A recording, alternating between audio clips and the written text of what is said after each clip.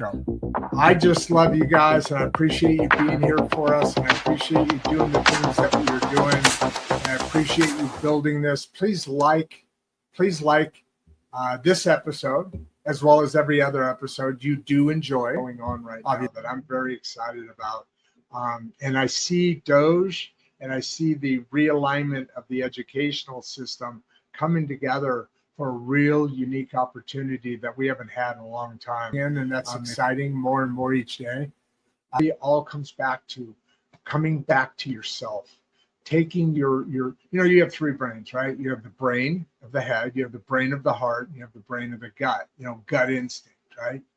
I would love to really be able to get into some comfortable situations where we can start feeding back into the community that we haven't had in a long time. If we take the right approach, we have the ability to really dramatically affect not only the children grow, we could start turning revenues and rolling them into, for instance, here in this small town, seeing what kind of effects we have. We have coming up very shortly, as much as we should. And I think this is probably the strongest because it has emotion as well. And then those two signal to the brain to send out the chemicals that do the work that needs to be done according to whatever I have already talked a little bit about it with Emma on Emma Lynn and Grandpa Rod.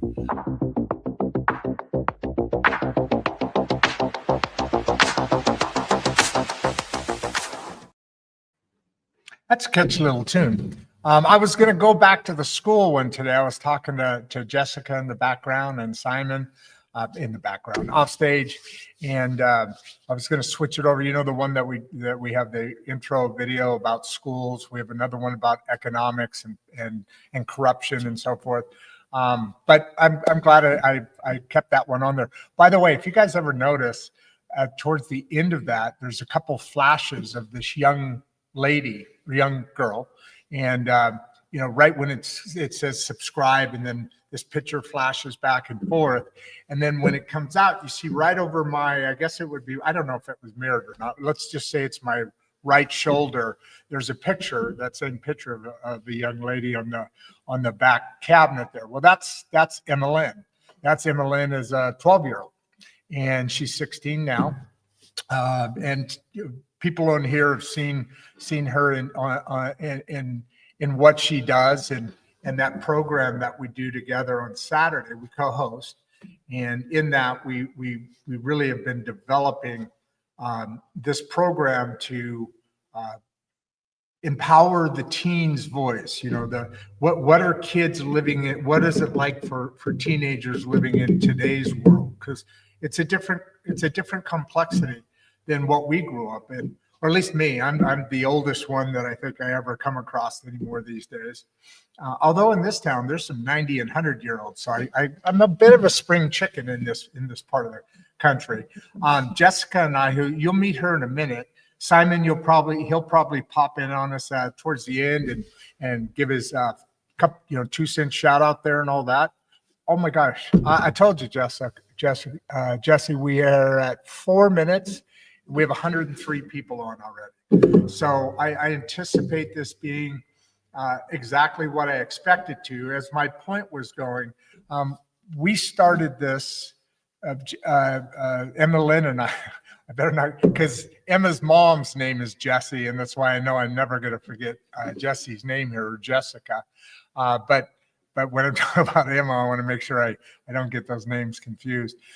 But as that's been growing, I had the opportunity along the way to meet with Simon, who has kind of started to open up my eyes on this alternative way of education as it rolls out to communities within the United States and by extension, the world. I mean, we were talking about people in Europe can get an online education, or an education that you really build into. Let me give you just a couple of minutes of information about what do we got now? We got about 166 watching now. It just rolled over on me as I was pulling up a little bit of information here. But Jessica is the co-founder of Agile Mind, and that's where push and pull, if you'll notice that in the subject title, from push to pull. And you can just imagine it's a different approach to reaching the young minds of tomorrow's, I mean, the people we're going to need. I look at it differently because at some point I want to retire, but I still need an economy to be agile and able and producing. And that's going to take a couple of generations of youth. And that youth, as we all know, the educational system is not getting better. It's getting worse. I think we were talking about, it's about number 44th in the world as far as education capabilities go. And Jessica, please, you know a lot more stats and data than I do. I pick up things, but as we all know, I'm just an average Joe. And so that's why I bring on experts, because they can, I can maybe ask for a little bit more color here or there, but I'm honored to have the kind of guests that we have, which really matches up ideally with the audience. Oh, and by the way, as I was talking about Emma and those flashing of pictures, it was the subscribe button was there. So please subscribe. We're on a mission to get to 10,000 subscribers. We got another 40, I think, over the weekend from Saturday's show and Friday's show. Thursday was a big show. That got a little bit, sassy.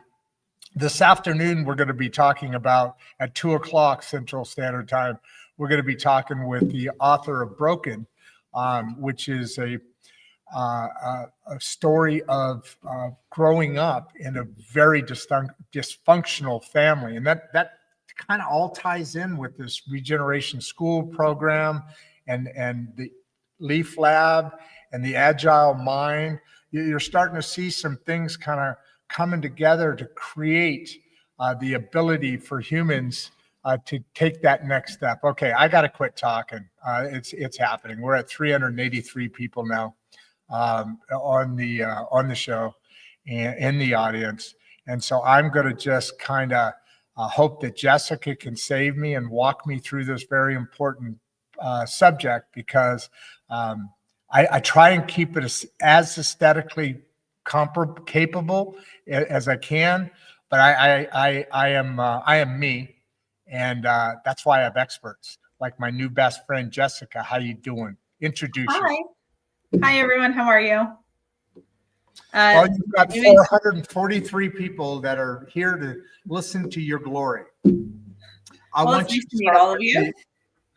I want you to start with the journey before the journey. Let's get some people caught up on. I know you were a traditional educational in New York, and that was your career. What'd you say? Social science and civics. Civics, and so obviously very population oriented. So great education in that, and then you started, while you were still doing that, you were starting the Agile Mind, and then you went to be the chief. I'm going to call it operational, which I know is not correct, but I've come from the machinery business. But you've really taken over this program that has a high school with over 2,000 students in it. My goodness. So start with your journey, and then we'll get talking by the time you get back to today, if you could. Sure. Perfect. Thank you. So I started out as a traditional social studies teacher. I taught, I'm specialized in U.S. history and civics, which I absolutely adore. I still teach intro to politics in undergrad today because I love being with students and discussing whatever's going on in the news with them. I grew up in New York. My first job was, and I was blessed with this job in East Harlem, New York. At what is called a NEST school. And that school specializes in, well, it has support services for students on the autism spectrum. Okay, I got to be obnoxious. Obnoxious for a moment. Sure. You grew up in New York. Yeah. I don't hear any New York. I don't hear any New York in Wait your till we accent. go out for coffee. All right. There we go. Okay, I'm ready. Go on. I'm out of here. By the way, I said there were 551 people on. There's 753. Oh, well, hi everyone. So I was in East Harlem, New York, working with students at a public school, and they had a program in called the Nest program, which I think is spectacular. And what it does is it takes students who are on the autism spectrum and it brings them into a general education classroom. There's 2 teachers, a general ed teacher and a special ed teacher. That way there's enough coverage for the students. In the same class? In the same class. And the idea about that is the 2 different populations learn about each other. So students on the autism spectrum usually experience issues learning about how to socialize and how to relate to others and to think about that social component. And so by integrating them into a typical population, you're modeling and building those connections authentically. So you're saying, and then there's separate therapies for them so that they can, discuss what they saw in class today and then support them academically and things like that. But then your typical population learns about neurodivergent students and their needs. And so there's a ton of training that I went through in terms of declarative language and special education laws and just different ways to think about education. And that was my first job. And that really set me off on a pathway of looking at education is not the thing that I experienced, which is a lot of what the hang up is in education is we all think back to what did I experience? And then what do I want my kids or my grandkids to experience? But when you break that so early in your career, I never went back to thinking about how I experienced social studies or history. It's always, what does the student demographic need? And that was really a foundational moment for my career because then I went on, I moved to Connecticut. I taught in Connecticut public schools. I went to Florida. I taught in a very nice private school in Fort Lauderdale for a long time. I've moved around and done other positions in terms of education, but the whole time I got to stay in history, which is not as tested in public schools as other subjects are. So I had much more freedom in my classroom to figure out how to take my curriculum and tweak it to the student needs and to teach skills through my content than other teachers that are highly regulated by state tests. And so that freedom allowed me to develop what I ultimately ended up calling a humanities lab in social studies. Where I had whiteboard walls and my students ran experiments and they did, design thinking and different product development, all within the bounds of US history and civics. And at that point, that's when I got really interested in Scrum and Agile as well. That was during COVID. So when we shut down during COVID, we went from one moment you're in normal school. And then that Friday they called us. I was in a private school at the time. And they said, by the way, you're not coming in on Monday. Figure out how to teach your class online. And so like every teacher in the world, wow. We had to figure out in a weekend how to teach our class online. And the number one thing that I saw during that time period was how sad and socially isolated my kids were. So it didn't really matter what they were learning. They would join a Zoom call just to talk to you because they were so isolated. And you assume that your students that sit around like this all day when you assume that they're connected and that they're socializing, but they're not. And so what school was for them was a place that forced them into spaces so that they could socialize because they didn't have the skills to figure out how to connect each other when they weren't put in the same environment.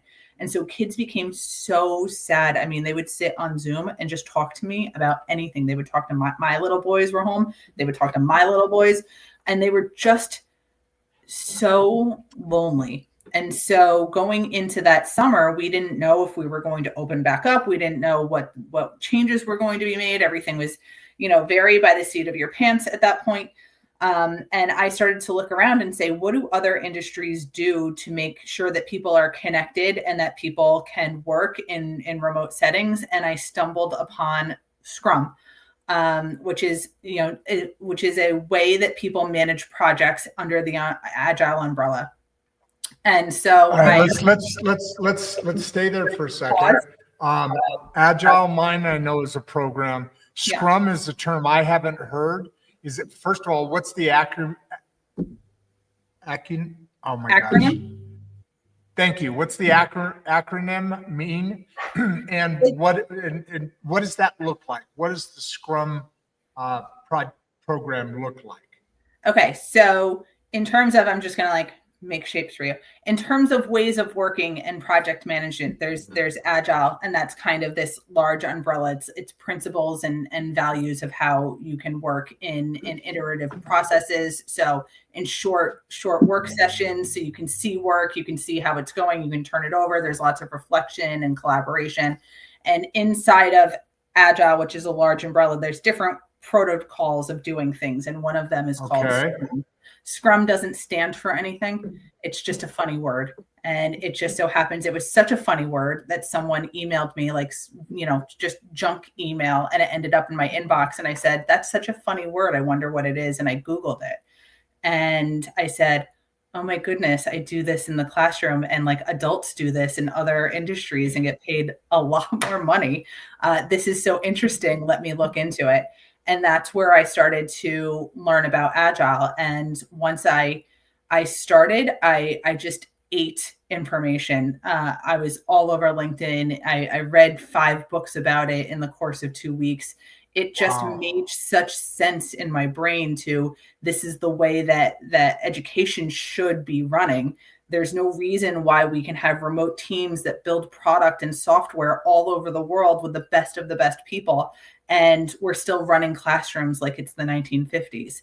And so being in a private school, and I was going back to school during COVID, and the private school had decided we're going to teach both in person and online at the same time. So I had students sitting in front of me behind plexiglass with masks on, and then I had kids on Zoom that I had to talk to the camera to over there as well.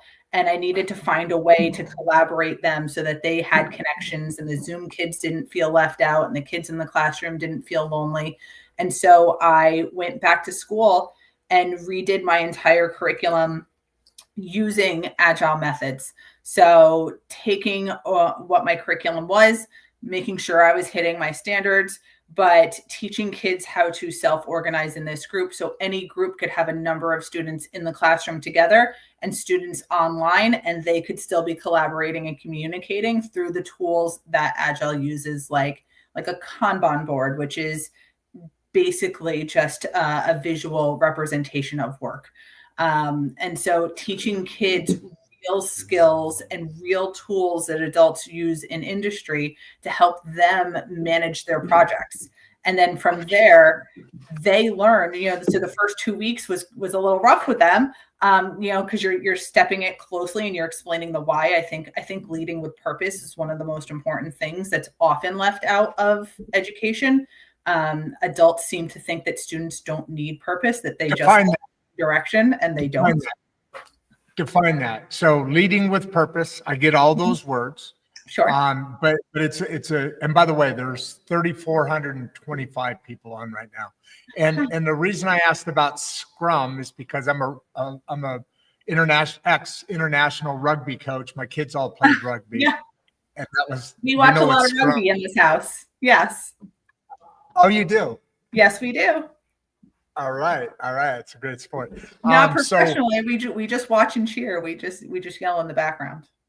Oh, it's once you understand it, it's a very fun sport. My kids were very, very, very good in football, and they got introduced in California to to rugby, and they really enjoy it because it's a continuous game. It's a continuous moving game. It's a lot of fun. So go ahead and go back to what you were talking about. What does that look like? Purpose-driven. Purpose-driven is just, I really feel that it's absolutely necessary that you tell kids what you are doing and why they are doing it and what's the purpose of doing it. And so I've always been explained a skills-based educator. is that I believe deeply that we use our content as the vehicle that drives skills, because content, especially now, if we think about the huge change in technology since the time I was a child to now, we used to have to go to school to memorize things because we needed to know those things to carry them with us for the rest of our lives. Now we have all of human history in our hands at all time, but we don't know the skills to build the connections and then to implement it and then to apply it and then to make broad connections between unrelated areas. And that's where innovation and creativity is necessary. So if you have all of the work of the world, you have the Library of Alexandria in your hand, but you don't know what to do with it, it's no good. So, why are we in school? So it's like asking the purpose, like what is the purpose of getting our kids up in the morning and bringing them to school? Is it to drill facts? Listen, there's facts that you need to know. You need to know how to multiply. You need to know phonics. There's things that you absolutely need to know.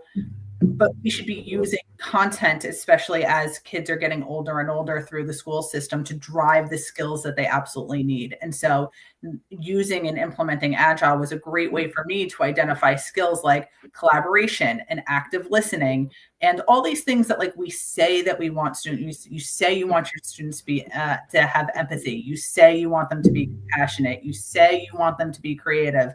And then we sit them at desks and say, you're going to follow this step-by-step procedure and you're going to do this thing that's the same as everyone else in the class. And at the end, you're going to be able to tell me about the pros and cons of whatever you're teaching.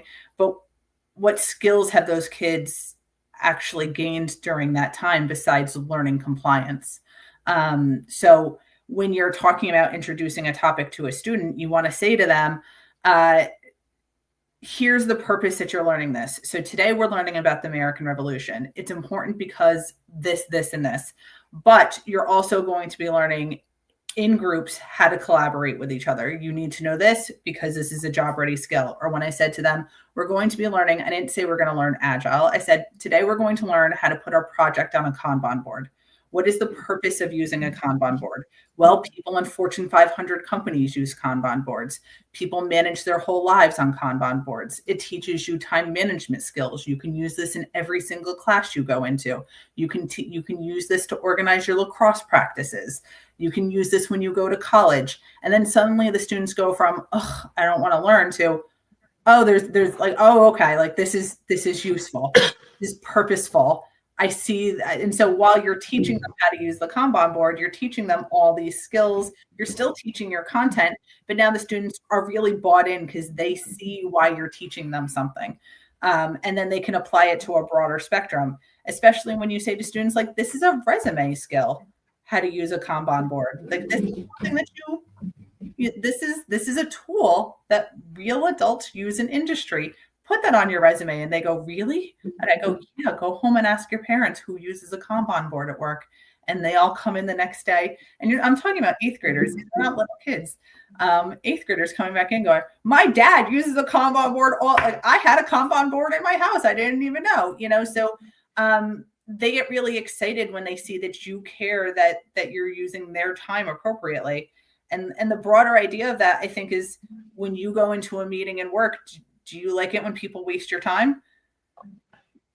No. If you feel that people are callous with your time, you disengage. Well, what do you think students feel like? If they don't feel like their time is being used purposefully, then they're just tiny humans. You bring up a really interesting point, because I mean, Emma and I were just talking about this in the voices, giving kids a voice. Helping them find their voice and so forth and so forth. And a lot of that discussion circles around, sometimes kids are kids and there's that separate situation. But when you're talking to your kids and specifics, you've got to realize that there's a certain level of respect. If you're having the same discussion with an adult, you wouldn't disrespect their comments or their feelings or their whatever. And this isn't feely, touchy-feely. It's just human nature. Yeah. And we discuss that a lot. And it's interesting you brought that up. And also you brought earlier than that, you had said something along the effect, I'm going to generalize here, but something along the effect of this is a employable skill. In other words, right now, the educational system kind of gets you to memorize things, do some basic stuff, do this, do that. But like you said, it hasn't really changed since the 50s, which irritates the heck out of most people because industrial revolution, cars, horses, then cars, then plane, the ability of industries has always led ahead of right where society is. So one's pushing the other and becoming commercially capable. Now in the educational system, basically, I think you said it perfectly, or I have to believe that the numbers are correct because you know more than I do. But the 50s was really where education stopped really developing. But now what you said there is high school and even pre-high school should start preparing kids in a way that industry, that people in the world that they're going to want to be entering at some point soon are looking for. This is how they operate. In schools right now, you learn this and this and this, but you just basically learn how to be a worker bee. I mean, it's just kind of because you're not learning those additional skill sets that advanced managers or middle management and up in industry have had to learn, but they don't even start learning till really they get into the job, maybe college to some degree, certain classes maybe touch on it. But what you're talking about is stepping back and now it's a pull. I'm saying that right instead of pushing. And there's several questions in here, so I'm cheating a little bit. I got a lot of questions to catch up to. Amy, thank you for your comments. Such inspiring guests. Thank you for sharing this powerful perspective on education. And by the way, whatever you say from now on is going to be heard by 5,000. Look, just went up 414 people. We're approaching. This is probably about the third or fourth highest attendance so far in the year that we've been doing this. But it's still going up. So who knows? Let's see what happens. Obviously, a critical, appreciated, and knowing there's a problem, but not knowing the great American, I always talk about this. The elites have a lot more access, and there's nothing wrong with anything that I'm going to say. In my opinion, there's nothing wrong with it. They have a lot more access because they have a lot more influence and money and this and that. This is for the great middle class because there's so much that's not being said out there. I said earlier, your school I'm sorry, what's the name of your school that you work at now? And what's your title? Those two things, please. I'm the Chief Academic Officer of Citizens High School, which is an online high school. Okay. What was the private school you went to? I'm just curious. The private school I taught at in Florida? In Florida. It was Pinecrest. IMG? Oh, okay. I only know because my son was going to go to IMG. It's an athletic. No, I live next to IMG right now. Oh, you do? That's a nice, I love that place. Beautiful it's area. Really nice. We almost went there. Yeah, it's gorgeous. Well, when you said Sarasota, I knew where you were talking about, so I had to ask. So anyway, Amy, thank you very much for this. But I want to get into the way that they interact, and I know they don't interact directly. It's as should be. It's okay. You want to go this direction, and giving that more information to helping them learn, because now we can.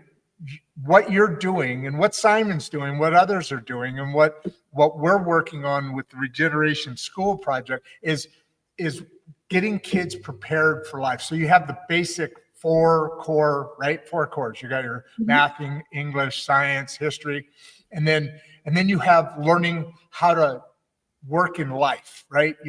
Life skills, for everything from, actually dealing with mental health versus just saying what mental health is, as well as, finances, learning your checkbook, learning why you're doing things.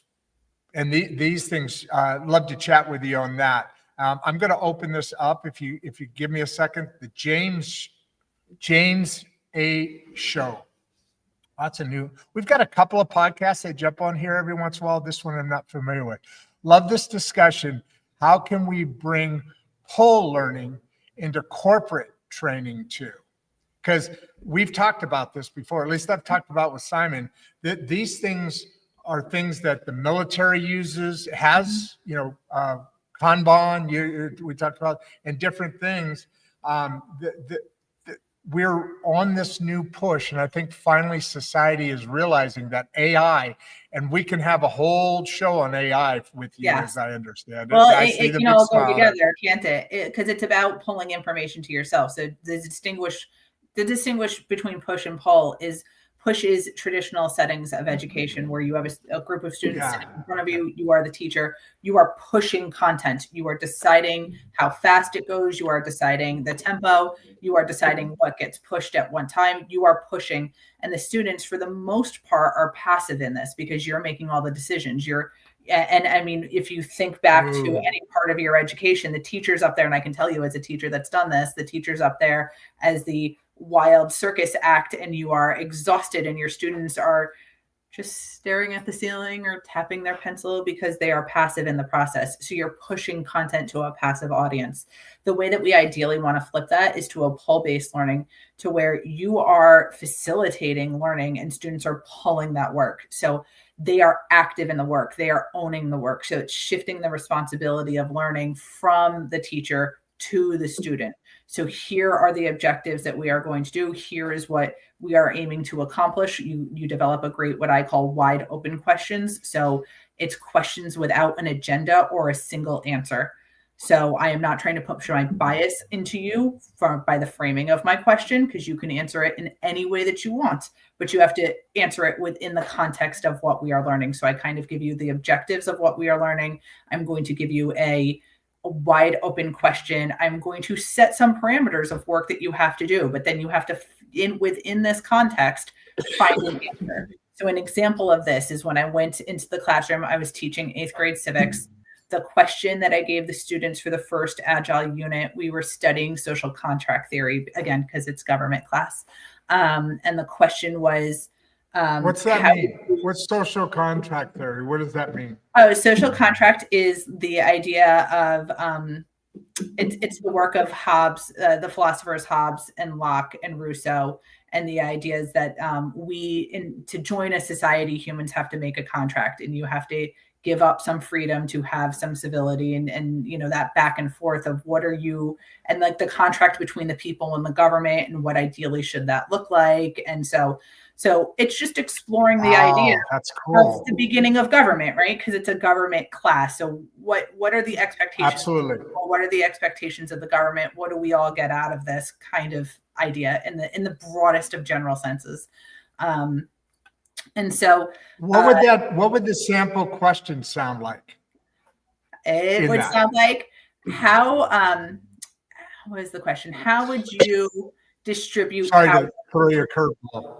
It's okay. How should we distribute power in a just society? So I say that to my kids. I say that to 8th graders. I can say that to any group of adults in any part of the world, and they will come up with completely different things, because all of you think justice is something different. You think power is something different. You think society is something different. I'm not here to determine those things for you. That's what I mean with unbiased. I'm not here to bias your thinking into thinking that there's one right answer, or there's a way that you should answer this.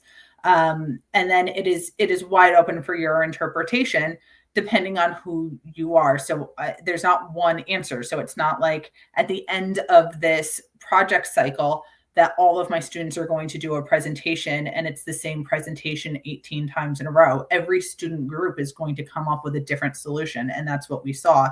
So I gave them this wide open question. I said, here's the work that must be done. So I built a project backlog. So work that must be completed and pulled across your Kanban board.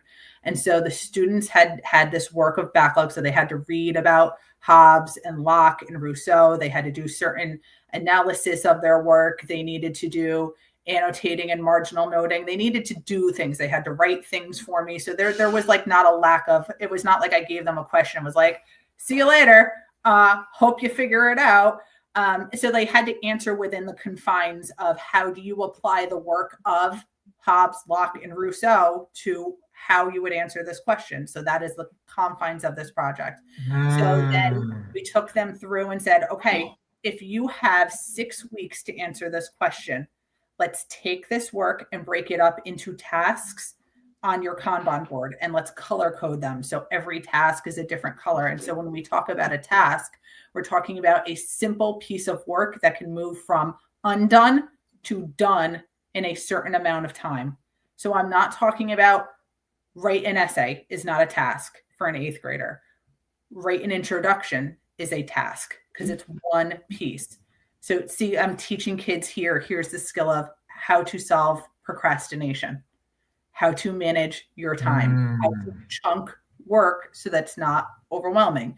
So, there's a lot of scaffolding that goes into the setup of this, but once it gets done, the students have a full backlog filled with Post-it notes, or if it's an online Kanban board, you can do, different things depending on your platform.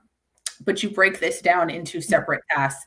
And then the kids, you can still do live lecture. At the time, I was doing a taped lecture because of COVID. So that was on their backlog. Watch the lecture here, watch the lecture here. So they were still getting instruction from me, the teacher. But then they pulled what they wanted to pull. So here's the other skills. The kids get together every morning. They look at their Kanban board of all the work there. They talk to each other and say, hey, Sally, what do you want to do today? I'm tired. I would rather watch a video today than do an analysis piece. Okay, well, I think I'm going to do this, so I'm going to pull this piece. What are we teaching them? They're compromising. They're collaborating. They're actively listening. They're communicating effectively. They're building empathy for each other without us standing there and preaching to them about the importance of empathy. They're practicing these skills, and then they say, okay, well, now I'm going to take this card and I'm going to move it from backlog to doing, or I'm going to put it into doing. So now it is clear and visually represented that we have all agreed to the terms of our work. So now everyone can see it. So if you're out that day and you come in the next day, you don't have to come to me. You can go to the board and just look at it and go, oh, I see everyone's doing analysis. I'm just going to catch up on that, and I'll catch them there. And so you can see visually it cuts out that middleman. So students are pulling work and they're problem solving.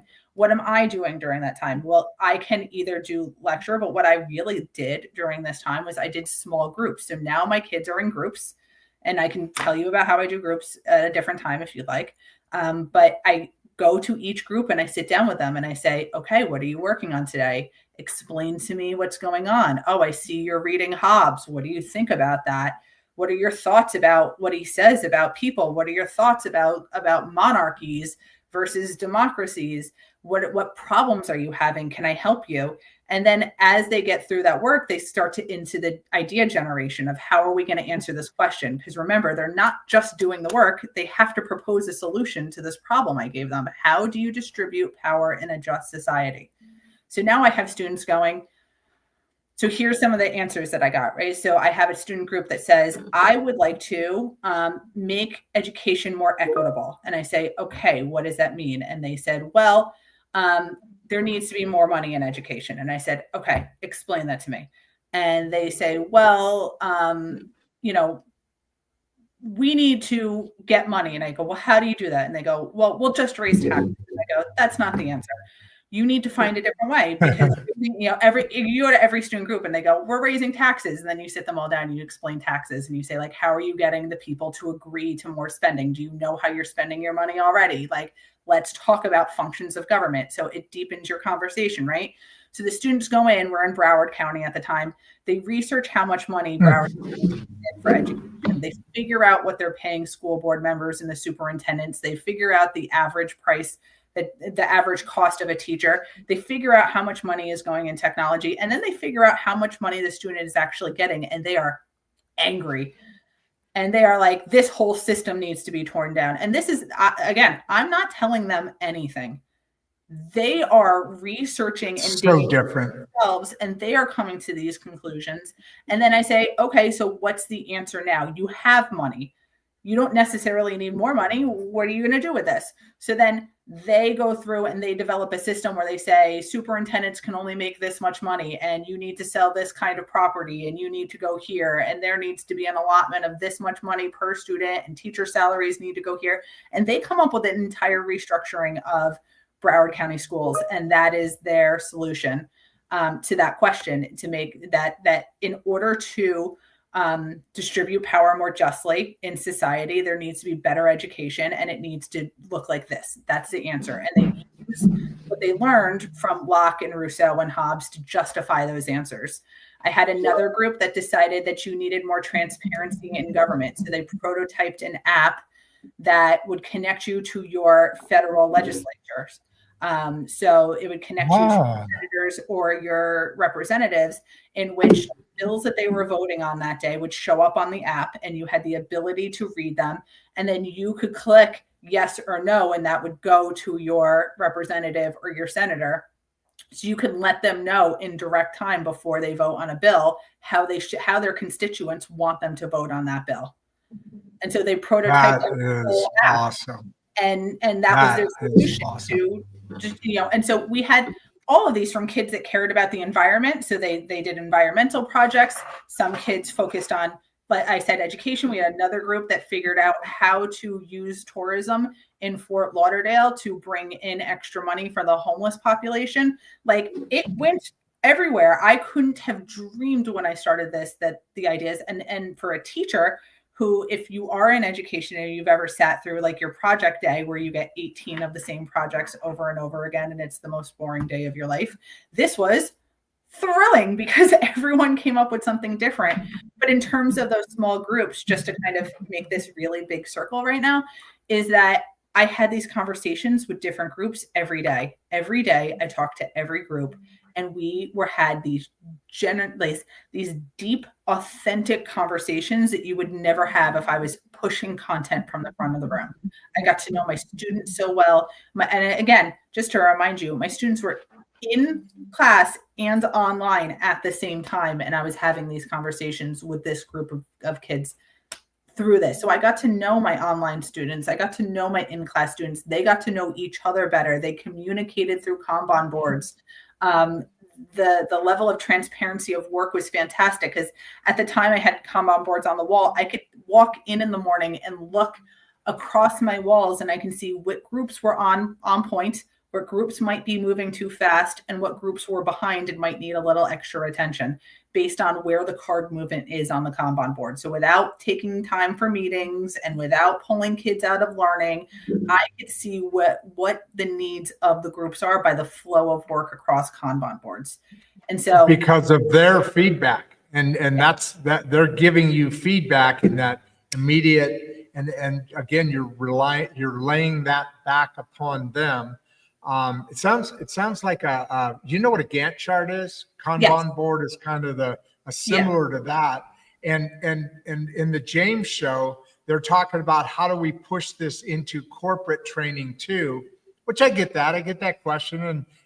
But realistically, step back in this question that they have, it sounds like we're already preparing the kids for that. So the corporate world is going to be at a whole nother level of capability, because they're learning. It's like kids grow up today in a world of AI and automation that they're very comfortable with, that I have work to do to continually kind of make it efficient, but they've grown up with it. So, all these different ways to communicate and so forth and do their social media today is very natural. Where I can see an entire, oh my goodness, we're at 6597. We're almost at 6,600 people. Again, this is a very well-known problem that doesn't have a lot of very well-known solutions. So I'm going to turn James around and say, we're already kind of pushing it out into the corporate world. Is there direct is there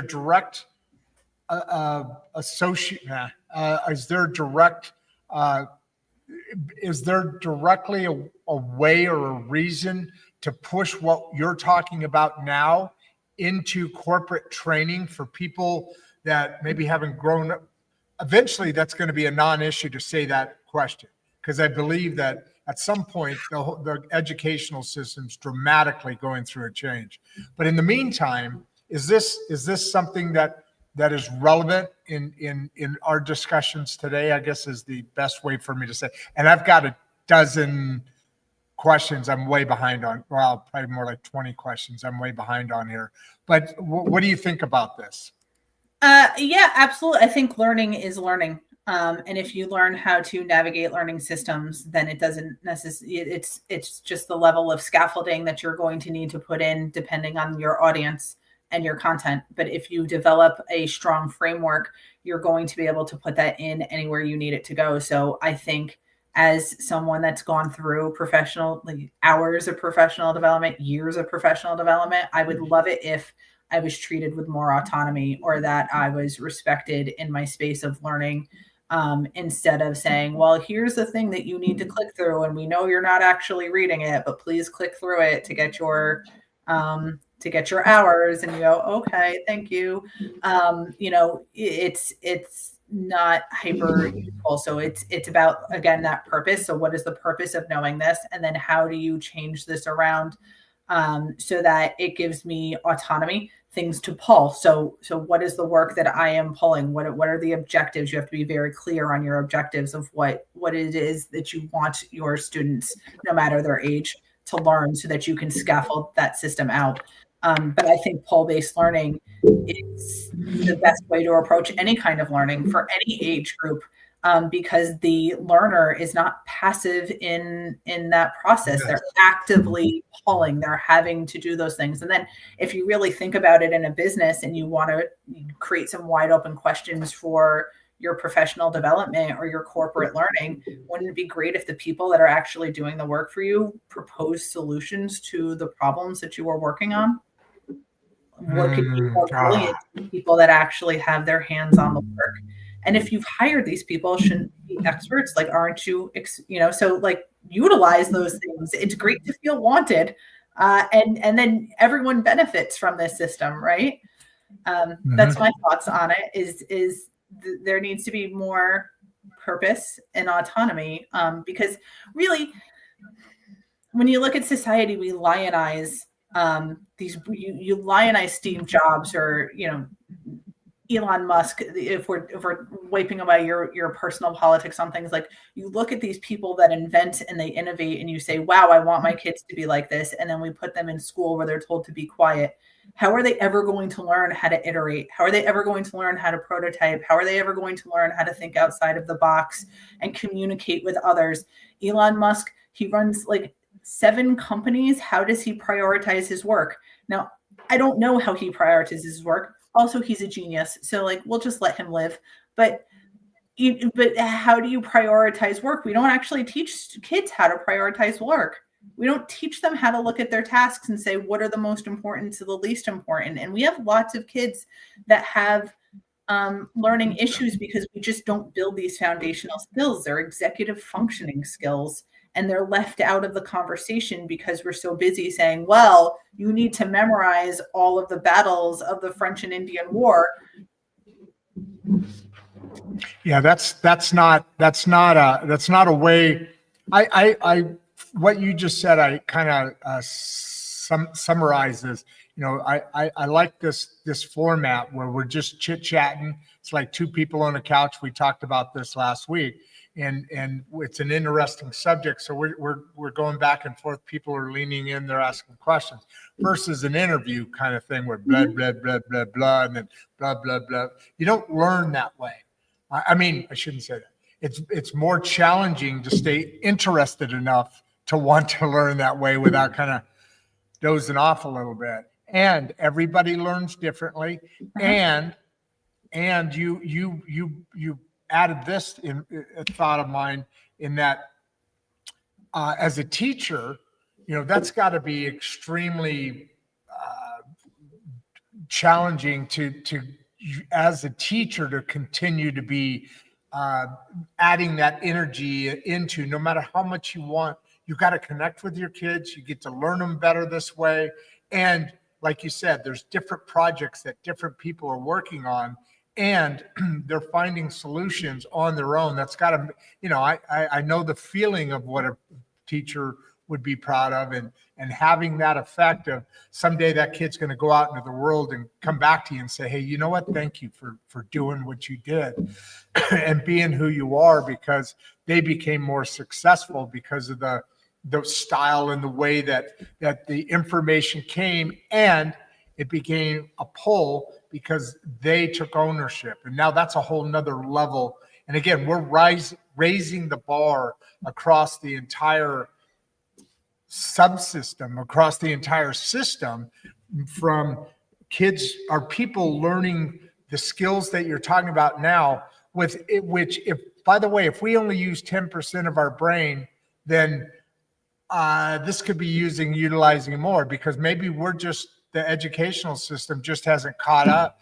to where the brain actually can function at a much, you can learn skill sets at a much higher level of skill sets at a much earlier time in one's youth, and this is an example of that. And what Jason says here is kind of the whole point. He's efficient in what he said. I took a lot of words up to say it, but wow, students driving their own progress. That's the future right there. You agree? Agree.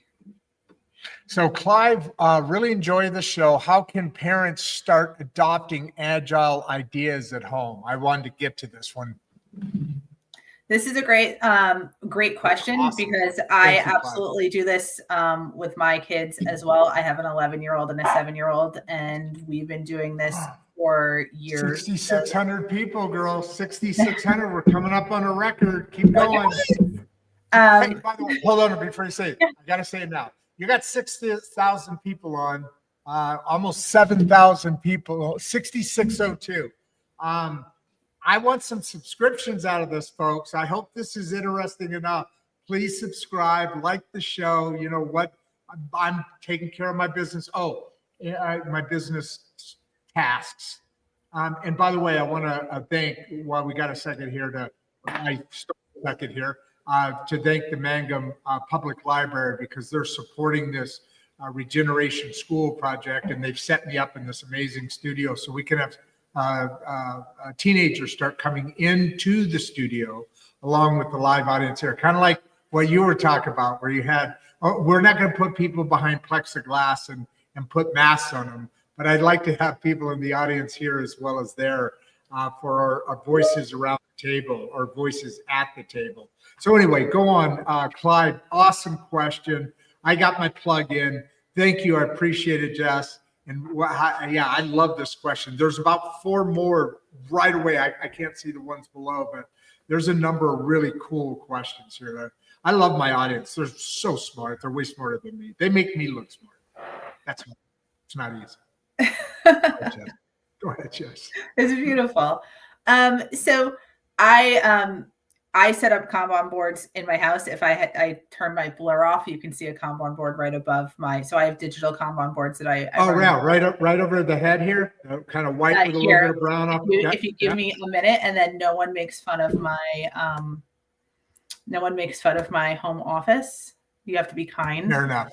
All right, everybody behave. You guys behave. So here is, if you can, there's a lot of light. I live in Florida, but there's my Kanban board. Can you see that at all up there? Absolutely. It looks like there's a couple of off brown, and I see, oh wait, there we go.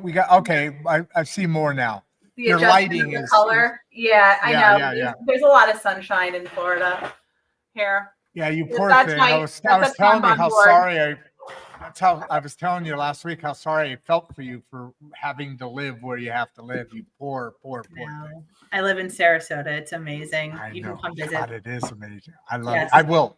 And it's a beautiful place. We were just at the beach yesterday. It's like confectionery sugar at the beach. It's amazing. It is. And it's so soft. It's amazing. Oh, it's gorgeous. Oh, it's amazing that my kids grow up here. They have no idea what it's like to be cold and scraping snow off of cars. It's a whole different skill set that I don't teach. And that you're very happy to leave far, far, far behind, right? I don't want to know how to do that.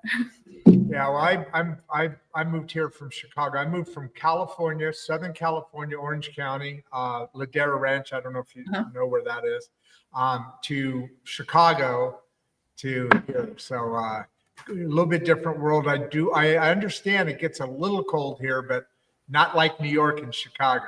So Yeah, no. I may have to scrape a window now or then, but it's better than it was.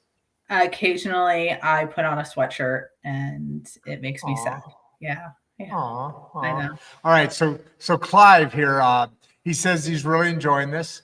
How can parents start applying the agile ideas at home?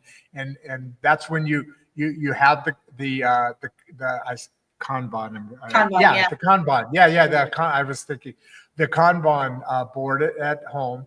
And so I'm assuming you pull that through when you work on that higher education, and kind of like regeneration program. You got to work with the students to get there, but you also need that support at home, and parents need additional school skill sets that they maybe didn't receive in parenting from the previous generations, much less education. My God, me trying to learn math or teach math that is being taught now versus when I learned it, right? Totally different thing. So I assume this is an important thing that Clive is talking about here, right? Absolutely. So the way that you can do it is depending on the size of your family. Let's say it's just a 4-person, 2 adults, 2 kids family. You sit down and you have a week planning.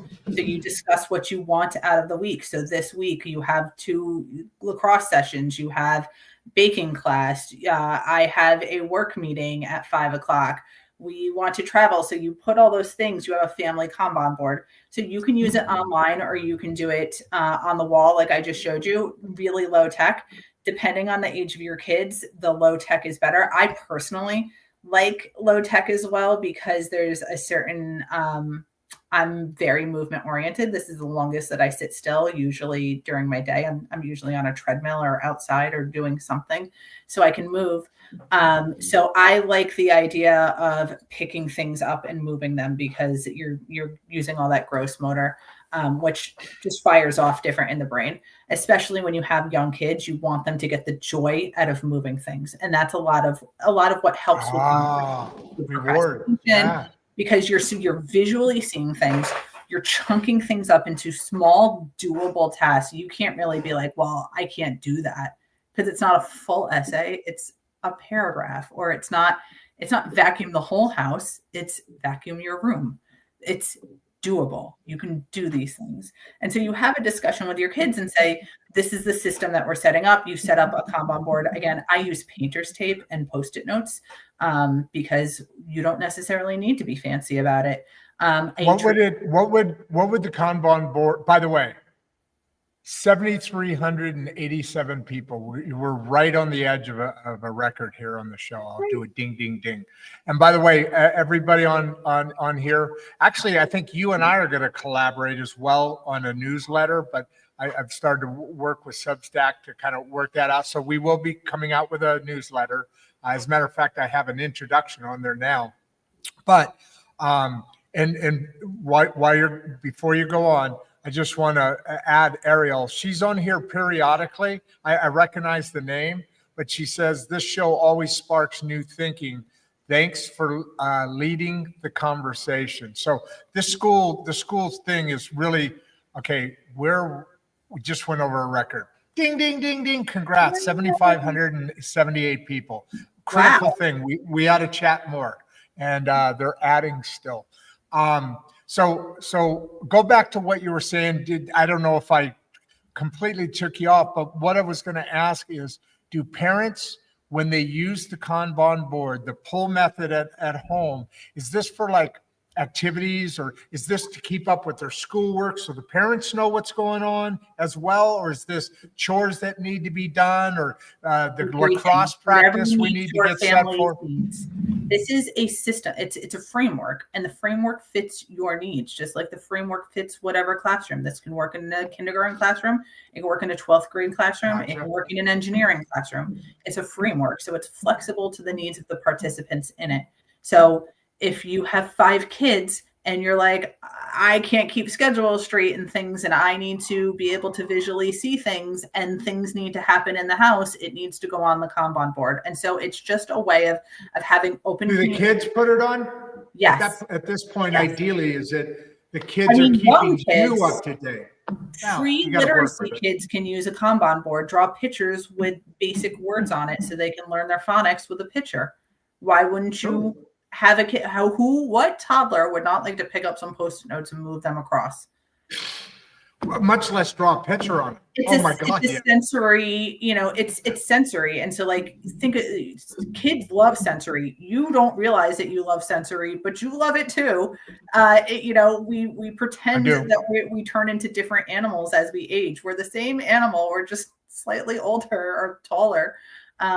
You like the same thing. So you build out your Kanban board. Traditional Kanban boards will have a backlog, and that's work that is waiting to be done. So all the things that you want to do, I do it in week cycles. It's easier that way. So everything that needs to be done in that week needs to be represented on the board, depending on how many people. It can be different. People have different colors, so you can color code the board, or depending if you have a smaller family, you can color code by task or by project. It's flexible to the needs of your family. The next column is to do. So I use this as a pending area. So in a week-long time box, a week-long cycle of what we're going to do, I'm going to say, I'm going to get this work done in the next day. So when I plan ahead, I'm going to pull certain cards into to-do and say, that is my to-do list of things that I need to complete in this next day.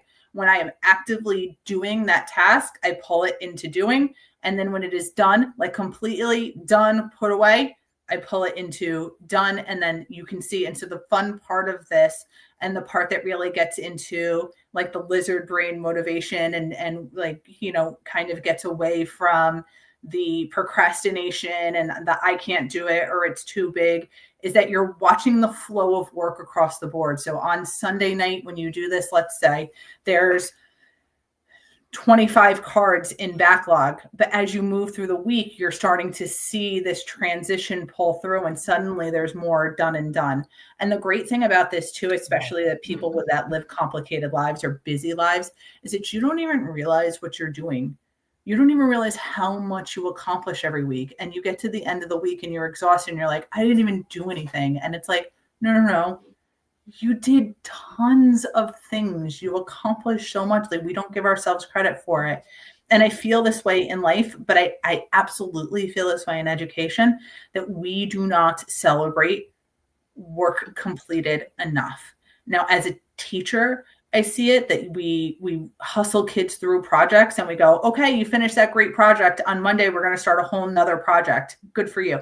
And the kids never get to that was hard. I learned a lot. Let me decompress. Let me celebrate. It's the same thing with adults. We jump from one huge thing to the next, and we don't give ourselves the time to be hey, that was amazing what we were able to accomplish, or this great thing just happened. Let's sit back and kind of reflect on it. And that's another part of Agile that we haven't super talked about, but it's this reflection. We will. Trust me, in a second. We got a lot of Agile questions.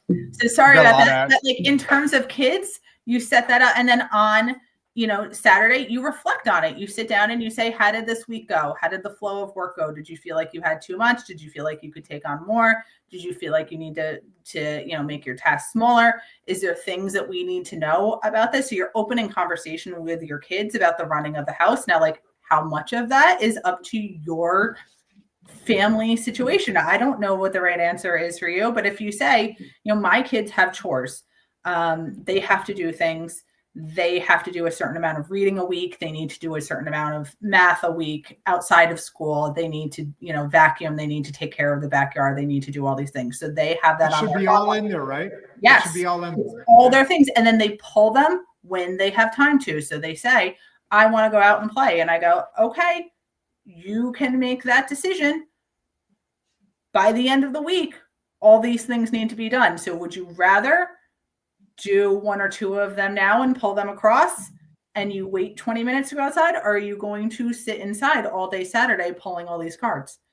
And so, you're scaffolding this conversation, but this decision is on the kid. And so as an adult, you're not going to free for all it and say, do you just eat chocolate for dinner? Like that's you're scaffolding the experience with your kids or with your students. So a lot of times people come to me and they're like, yeah, but letting kids make decisions, like it could go anywhere. But like, no, you're not. You're giving them a framework to work within. So, hey, you can make this decision. And it's gone both ways. My kids have gone, yeah, you're right. I'm going to do my 30 minutes of reading now and get it done so I don't have to do it later. That makes sense. And sometimes they're like, no, this is really important to me. I'll suck it up on Saturday and do the extra chores. And then it gets to Saturday and I go, yeah. And this is consequences of your decision. And it's not mine, but this is agreed upon work that you agreed to do. And we all had conversations about it now. And then we reflect upon it. What happened this week? How did it go? How could it go better? Were there any problems that we need to solve? Do you see things? Do we need to dust every 2 days? Or maybe do we need to stretch it out to every 3 days? There's conversations to be had. And as your kids get older and they evolve with responsibility, those things work as well. But again, it's a framework that you build into your family to suit the needs of your family. So you have a planning session and you have a reflection session, and then everyone pulls their work along, but you can visually see what's going on in your house without,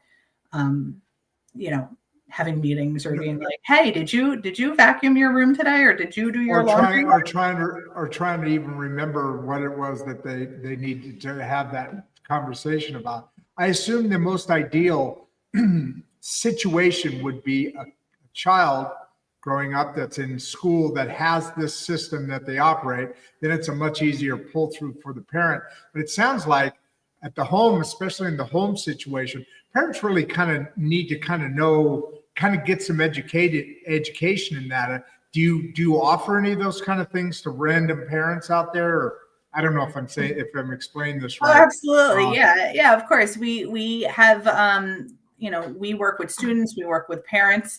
We're all about just spreading the word of how to work more efficiently like this, because we think it's beneficial, not just for certain groups, for like all of society, right? Because you teach these skills 100%. young and people are prepared for whatever is after their academics. I don't know. Again, I'm not here to say everyone needs to go to college or everyone needs to go to career, or even that education should be preparing you solely for a career. It's just, these are skills that you need to be a functioning person.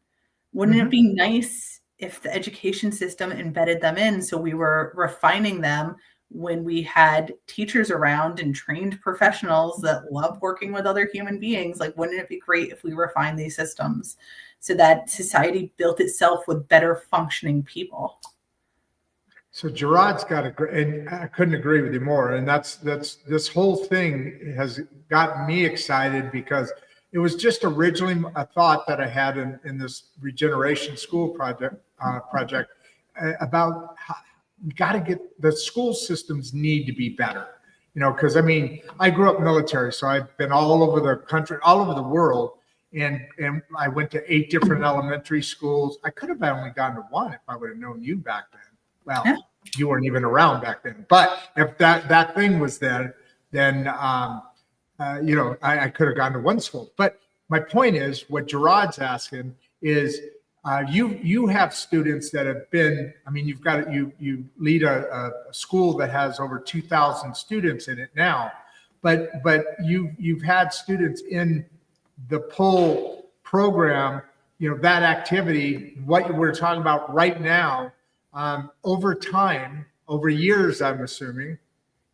And how do you see a different, so in traditional, you worked with students, I'm sure, or you've seen them over a number of years and as they go through their classes and so forth, and compare that to this poll, which then it was more of a push. Individual teachers stand out, of course, but as a system, it's a push, whereas this is a pulling people through, or they're probably pulling themselves through, and like you said, they have their own voice in this.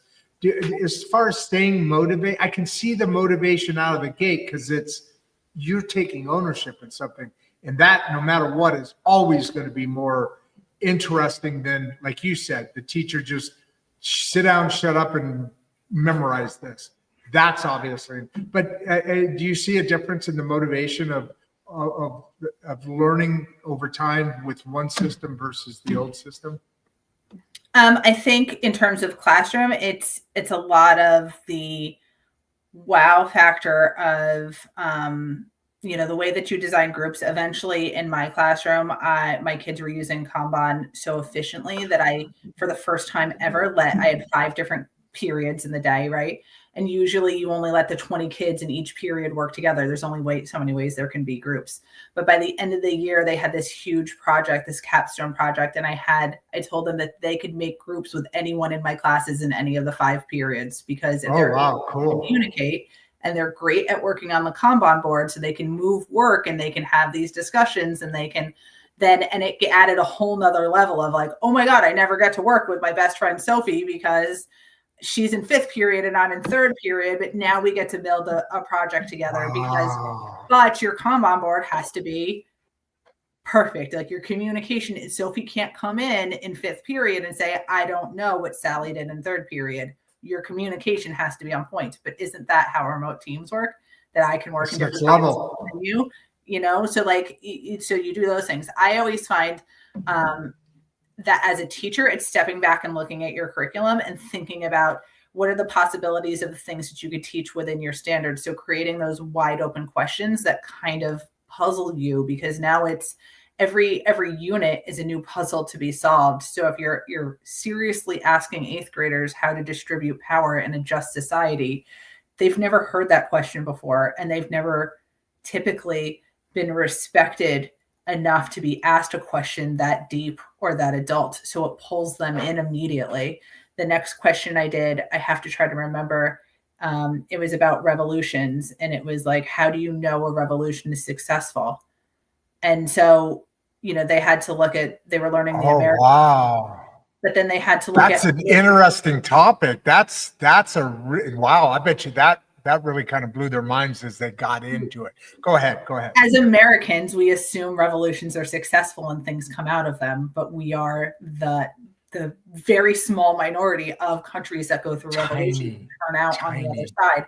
We just take it for granted. We're like, yeah. So, George Washington got mad, and you're like, and then there was some tea, and then we have democracy, and things are awesome, and here we are. But go look at the French Revolution, go look at the Russian Revolution, go look at the Chinese Revolution, go look at the multiple Arab revolutions, go look anywhere in the world, go look at Cuba or Venezuela or anywhere else. Venezuela, yeah. How do you know? So all through time. Is that a successful revolution? And it could be. You could say, well, the old system was so bad, just getting that old system out was good. Or you can make the argument that having stability on this end was better than having instability on that end. So is that success? So you have to define a revolution, you have to define success metrics, and then you need to look outside of your own little worldview and say hey, what is going on? And I think for me as a social studies teacher, and this is off of Agile, but this is social studies, that students don't get enough exposure to contemporary history of other countries. So there's never a time in traditional school that kids learn about the Russian Revolution or the Chinese Revolution or any of these, or the French Revolution. Really, they learn about it ever so slightly in Eurociv. But there's major things that have happened in the world that affect foreign policy and globalization and all the things that we see in terms of what people argue about in terms of ways of life and economics and systems of government and economic theory and all these things that we never teach our kids. So how do you take a middle school civics course and you say hey, just look around. What is a revolution? And does it always turn out well? So it's the point, I guess, I'm trying to make long-windedly, and I apologize, is that create great wide open questions. Because you say that to someone and you just said, wow, would you spend the afternoon looking into that if I asked you to? You might, if you had the time. So now students are being asked to, and now you're taking the thing from, I want you to read, all these documents, and I want you to tell me the story of the Continental Congress and the Revolutionary War and blah, blah, blah, and where we all have the same outcome. And I want you to tell me what are the success metrics of a revolution. And so now they have to dig in and say, like, how was our revolution different than other revolutions? We're the same as other revolutions. So now we're getting critical thinking skills. We're getting, different time periods. Can you argue that it's different time periods so they work differently? There's a lot of variables in there that you can consider now, and that grabs different kids in different ways, and they take it and run for it in different ways. And so they have to define what the success metrics are using evidence from the American Revolution. Well, and what you're doing there is, I mean, education. I'm going to say I'm really fortunate because I can just repeat the same thing at different aspects along the way here, because education is going through a radically needed and different change as this is happening, because you're talking about that fifth core. It's not a core, but let's call it that fifth core, which is teaching life skills, teaching how to become not just a student that knows how to take tests and, pass this and get the check mark on that and go through this. And really, again, I like to I'm starting to use this difference where school just kind of gets you into a job. I'll reference Leaf. By the way, Simon took off. He kind of gave me a wave backstage as he was heading out a while ago. But we're almost at 7,779, which, by the way, is still holding that record. And we're on for an hour and 15 minutes already, and we still got 7,000 people on here. And that doesn't happen very often, unfortunately. But we're gonna have this discussion day in, day out. That way we can get to 10,000 subscribers in a heartbeat. But what's interesting here is the level that everything's being pushed up and are pulled up, I guess, to stay in the semantics. The interesting thing is though, also at the same time, kids are getting life skills that they would have no other way of getting in the current school system unless they had that one unique teacher. And I'm not saying that the rest of them aren't awesome, but I mean, kids that there's certain teachers that have influence on their life. Now, if you're at this next level teaching what you're teaching, or actually them teaching you about what the subject is because they've got ownership in it, that affected child, meaning you affected them, and they look back on their life and think that, man, that's where that happened. I talk about producer Barbie. She had to take a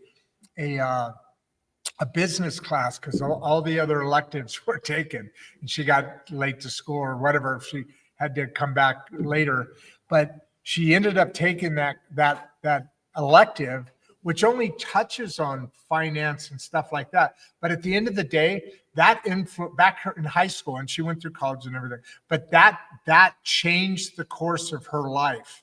And that was just a small thing because she became very numbers interested and acute. She's run large corporations financially and a couple of my businesses, and very, very intelligent, astute person. This is at the next level where now you and people teaching this method really are affecting people at such a higher level. I mean, and you can see the evidence from the past, different programs. But I talked about what did the military do back in the 80s with Japan? They were taught a new method. I've got Kanban stuck in my head. Kaizen, thank you. So there are extremely important institutions that have reached out and started, and that's part of their system now. And look at how efficient the military is, and that's another story for another day.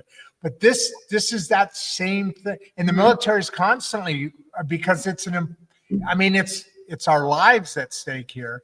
Well, why is education the only industry that won't pull from other industries?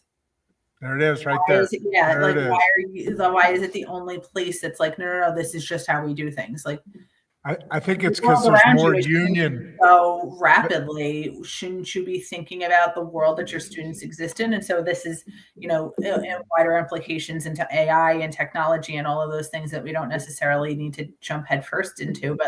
But the world has substantially changed since I was in middle school. Why are the standards the same?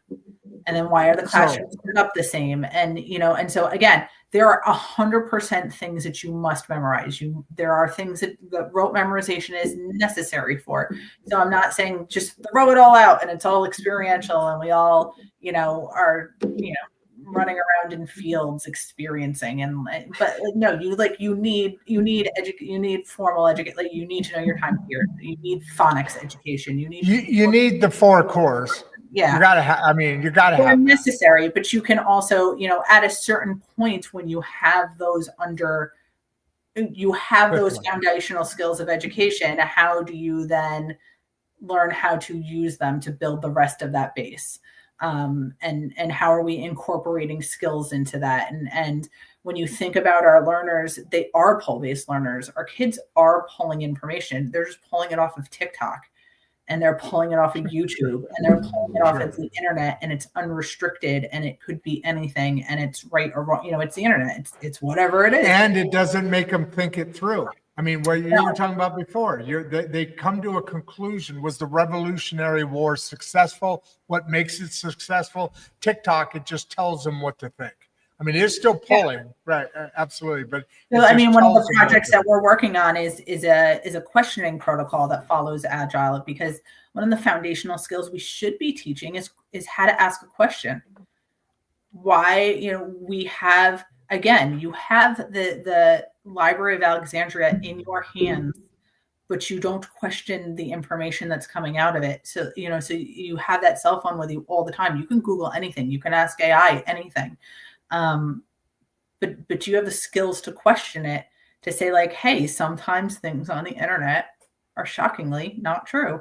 Look, what are the questions we should be asking about this thing that we just saw? How feasible is this message that's coming out?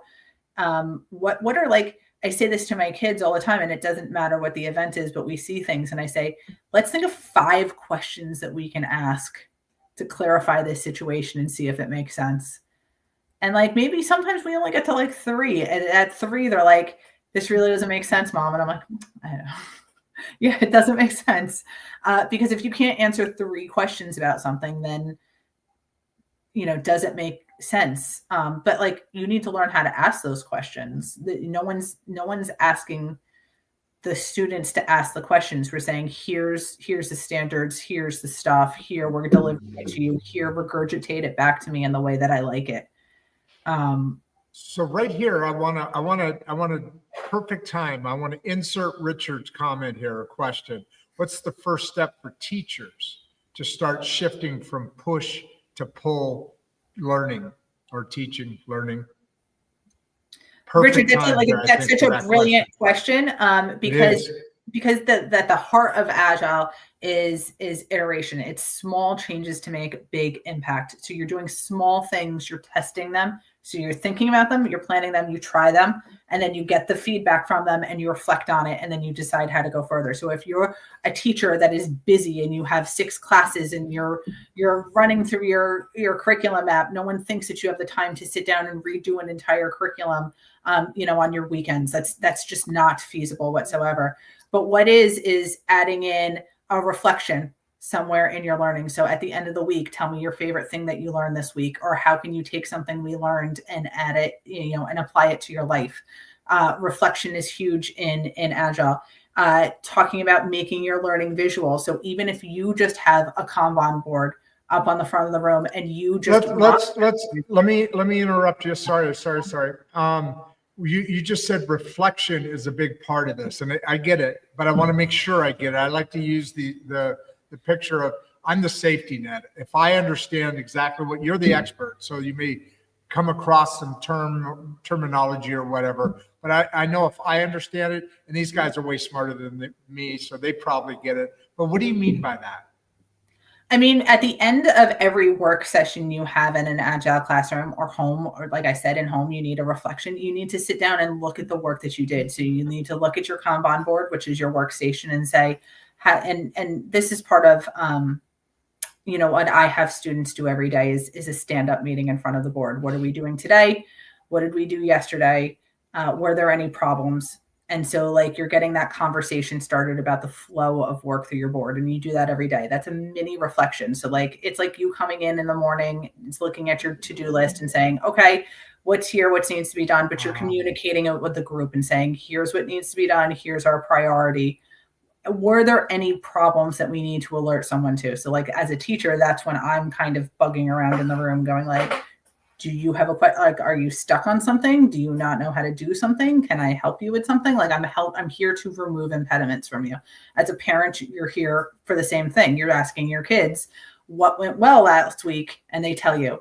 At the end of any work cycle, you should have, the fancy word in Agile is a retrospective, at the end of your project, but it's just reflection. It's sitting down and talking to the people in your group and saying, hey, like, what did we do? Look at what we accomplished. How did things go well?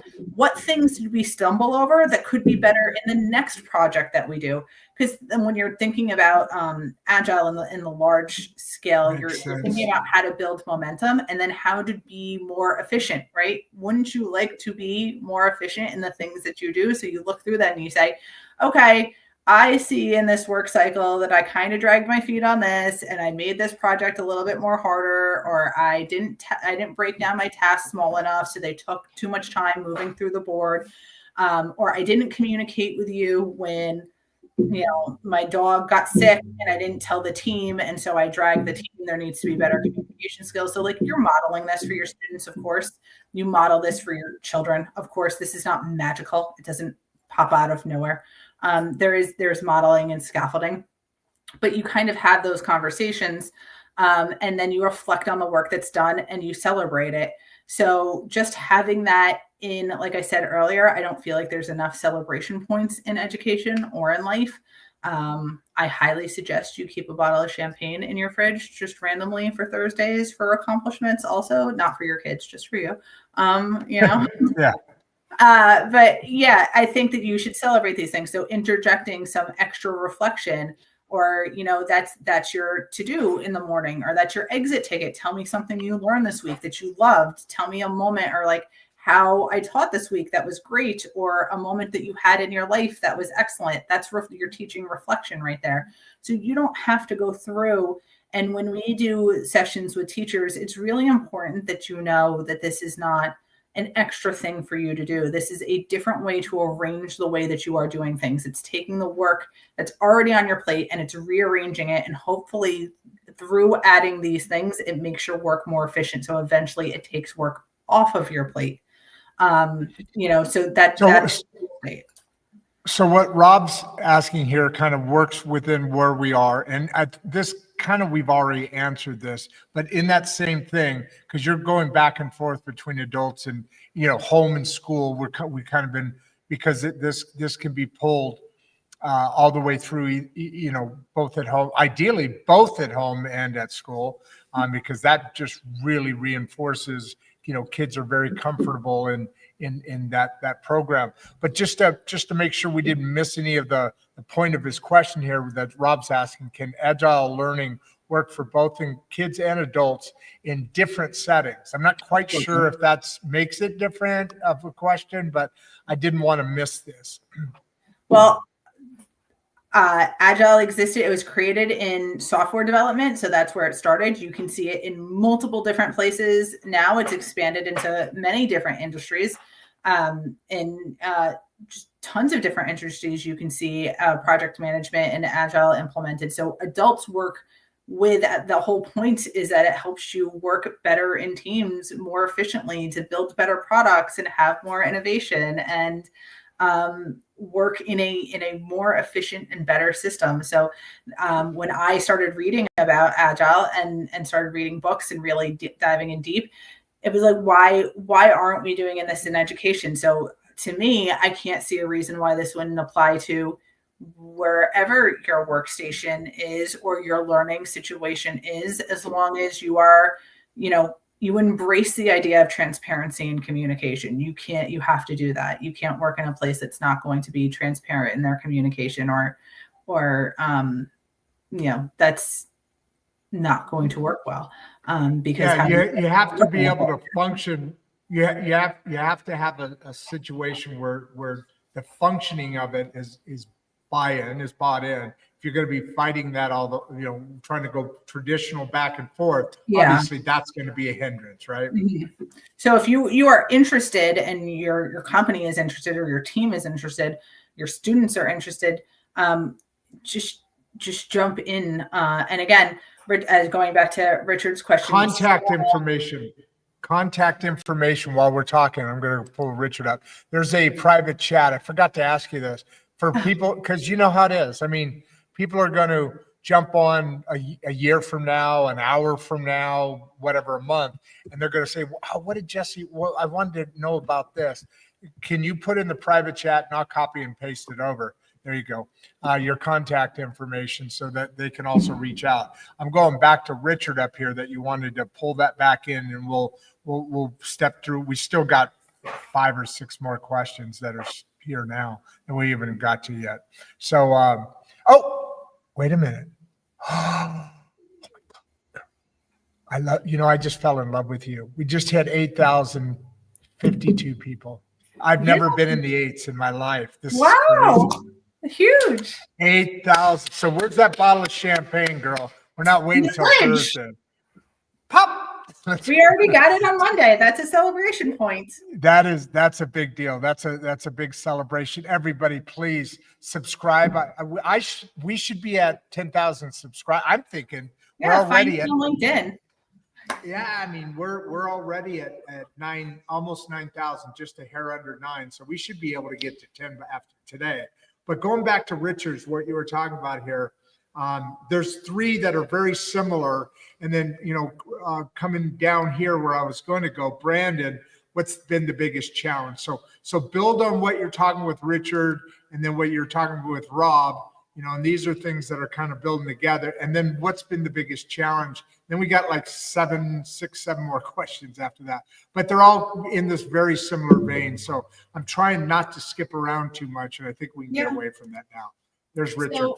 Richard, I would say, look at your upcoming units. I don't know what you teach, but think about how could you make some wide open questions that will entice, that are really open-ended, that you can entice your students into trying to solve with the content in your class. This, for a whole nother discussion, is for my units, I create single lane rubrics.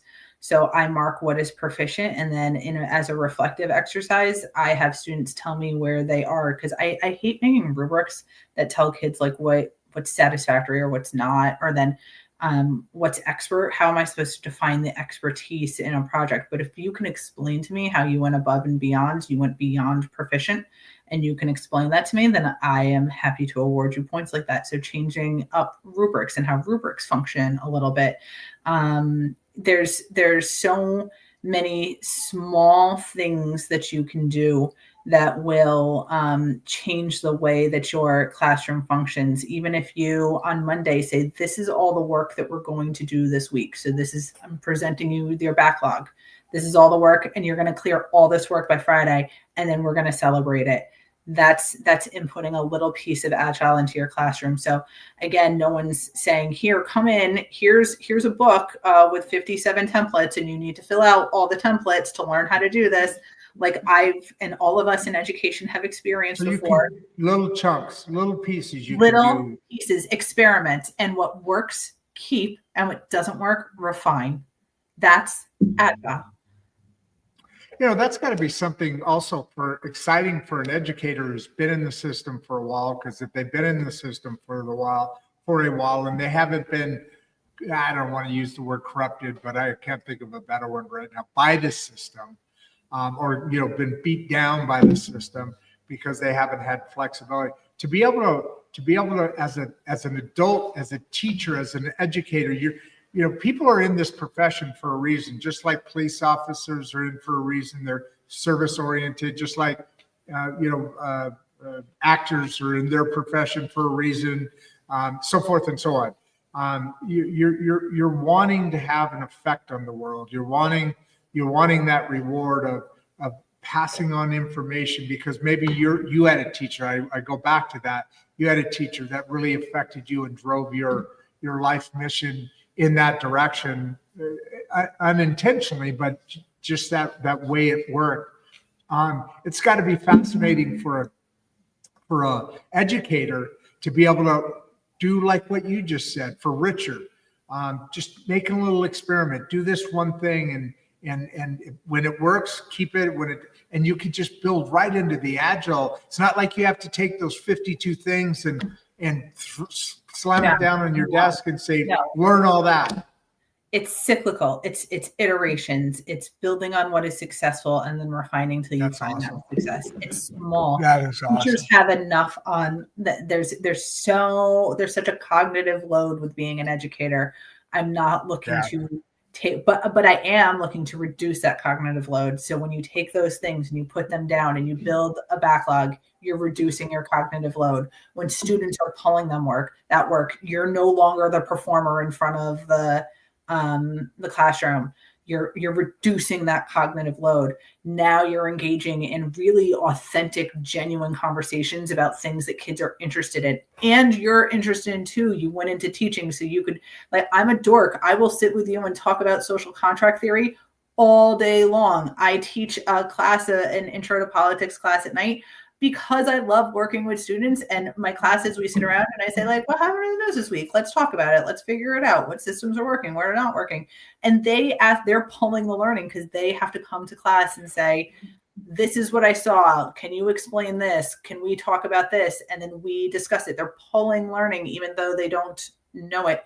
And I do it just because I enjoy interacting with students. Most of us get into education because we enjoy the light bulb moments. We enjoy interacting with students. We do not enjoy being, I guess some of us would like to be movie stars, but we're like not there to perform in front of like Vanna White it all day. That was not why I went into education. I went into having conversation. You should have done some Vanna White. You looked great. That was well done. You did that perfectly.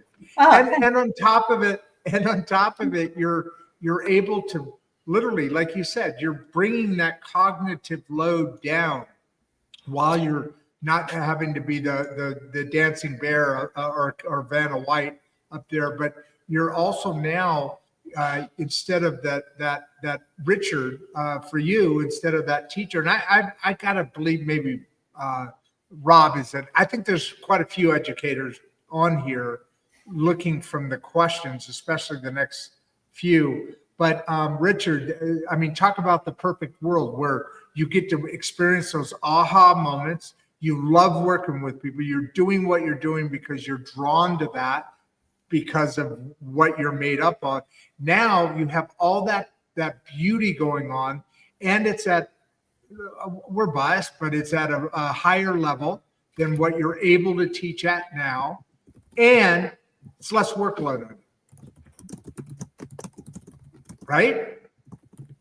Yeah.